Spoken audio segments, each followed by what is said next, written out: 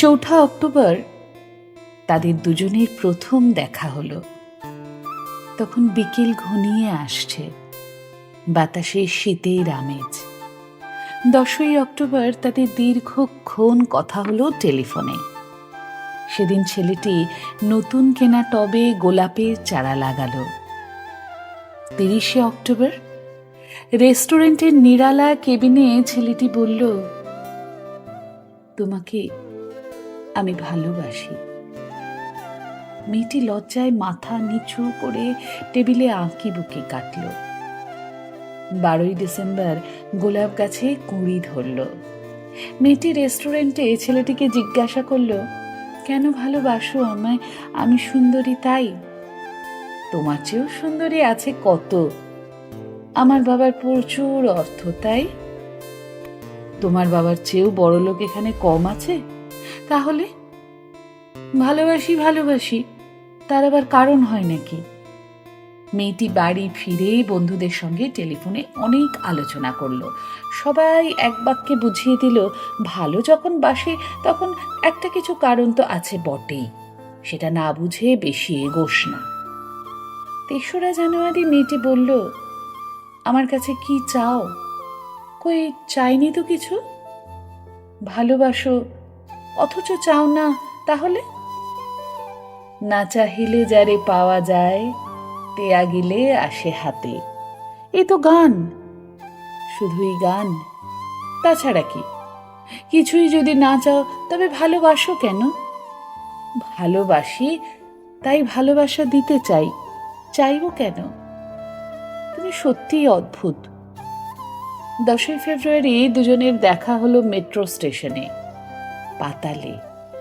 ছেলেটি বলল, আমি কাল সারা রাত বাঁশি বাজিয়েছি, সারা রাত সেই সুরের মায়াবী আলোয় তুমি নাচছিলে।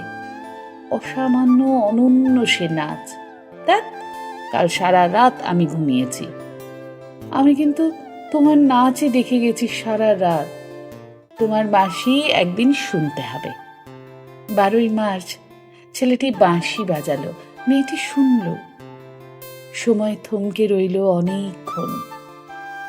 বাঁশি যখন থামল, মেয়েটির দু চোখ ভরা জলে বলল, বাঁশি শুনতে শুনতে আমার ঘুম এলো আবেশে। আমি দেখলাম আমি নাচছি, মেঘের মাঝখানে তারাদের পাশে আমি নাচছি, আকাশে ফুলের গন্ধ। ডাক্তার আমায় বাঁশি বাজাতে নিষেধ করেছেন। সে কি, কেন? বাঁশি আমায় টেনে নিয়ে যায় স্বপ্নের মধ্যে, ডাক্তার বলেছে। স্বপ্ন দেখে আমার মস্তিষ্কে শিরা উপশিরা জট পাকিয়ে যাচ্ছে। তাহলে ভাবছি। 16ই এপ্রিল মেয়েটি বলল, আমার বন্ধুরা বলেছে তুমি খুব ভালো, অসাধারণ, কিন্তু তুমি সৃষ্টি ছাড়া। তোমার স্বপ্ন সব অর্থহীন। আমি জানি স্বপ্ন টপ্ন ছেড়ে দিতে পারো না তুমি। না, তাহলে তাহলে তুমি তো আমাকে হারাবে। তোমায় পাইনি তো কখনো। 5ই মে ছেলেটির মস্তিষ্কে অপারেশন হলো। একটু সুস্থ হতে মেয়েটি এসে বলল, ভালো আছো তো? এখন আর স্বপ্ন দেখছো না তো? দেখছি আরো সুন্দর সব স্বপ্ন। তাহলে তো দেখছি অপারেশনটা আদৌ সফল হয়নি। বাড়ি ফিরে বন্ধুদের ফোন করলো মেয়েটি। বন্ধুরা এক বাক্যে বলল, বাঁশি বাজানো, স্বপ্ন দেখা সবই ব্যাকডেটেড, সৃষ্টি ছাড়া। তুই আর লোক পেলি না? তুই এত রূপসী, তোর এত উজ্জ্বল প্রসপেক্ট। ভালো যদি চাস তাহলে শিগগির বিয়ে করে ফেল তোর দাদার সেই বন্ধুকে। উনি তো শুনলাম কানাডাতেই সেটেল করবেন। 7ই জুলাই মেয়েটি আবার জিজ্ঞাসা করল, তুমি সত্যি কি চাও বলো তো? তুমি আরো সার্থক, আরো সুন্দর হয়ে ওঠো, ব্যাস, আর কিছু না। আর চাই স্বপ্ন দেখতে। ওহ, স্বপ্ন তাহলে তুমি ছাড়তে পারবে না?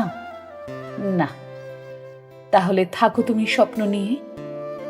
12ই আগস্ট গোলাপ গাছে ফুল ফুটলো অনেক। সেদিন দুপুরে ছেলেটির মস্তিষ্কে আবার অপারেশন হলো। 13ই সেপ্টেম্বর ছেলেটি মারা গেল। 14ই সেপ্টেম্বর মেয়েটির শুভ বিবাহ সুসম্পন্ন হলো কানাডাগামী সেই পাত্রের সঙ্গে। 20শে সেপ্টেম্বর গোলাপ গাছটি হঠাৎ ঝড়ে উপড়ে গেল। সেদিন সন্ধ্যার বিমানে মেয়েটি হানিমুনে গেল। যাবার আগে বন্ধুদের বলে গেল, স্বপ্নের চেয়ে বাস্তব অনেক ভালো, অনেক মধুর। স্বপ্ন দেখে কেবল বোকারা।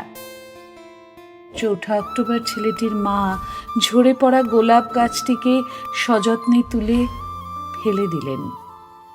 শূন্য টবে তখন কয়েকটা পোকা, কয়েকটা মাছি।